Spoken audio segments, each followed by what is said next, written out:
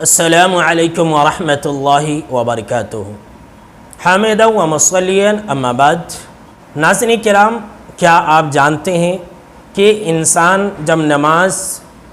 کو ادا نہیں کرتا ہے تو وہ گناہوں کے اندر جل رہا ہوتا ہے، اور نماز ایک ایسی عبادت ہے کہ ایک فرشتہ اس نماز کے لیے اعلان کرتا ہے۔ اللہ اکبر! کتنی بڑی عبادت ہے کہ ہر نماز کے وقت میں ایک فرشتہ مقرر کیا جاتا ہے، جیسا کہ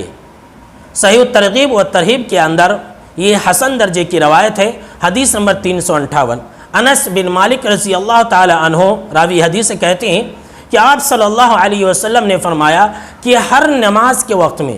فجر کے وقت میں، ظہر کے وقت میں، عصر کے وقت میں، مغرب کے وقت میں، عشاء کے وقت میں، 5 نمازوں کے وقت میں ایک فرشتہ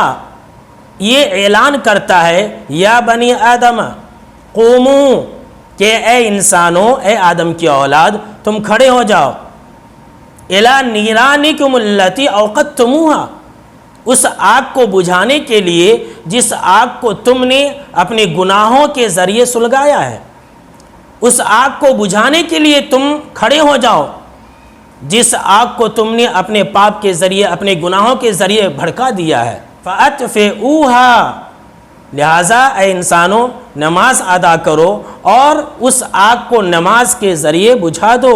ناظرین کرام، ذرا اس حدیث پر غور کریں کہ جو انسان نماز پڑھتا ہے، 5 وقت کی نمازوں کا اہتمام کرتا ہے، وہ انسان اپنے لیے جہنم کی آگ کو بجھا دیتا ہے، اور جو انسان نماز ادا نہیں کرتا، نماز نہیں پڑھتا بلکہ صرف رمضان کے مہینے میں نماز پڑھتا ہے، تو وہ انسان اپنے لیے جہنم کی آگ کو اور بھڑکاتا ہے اور سلگاتا ہے۔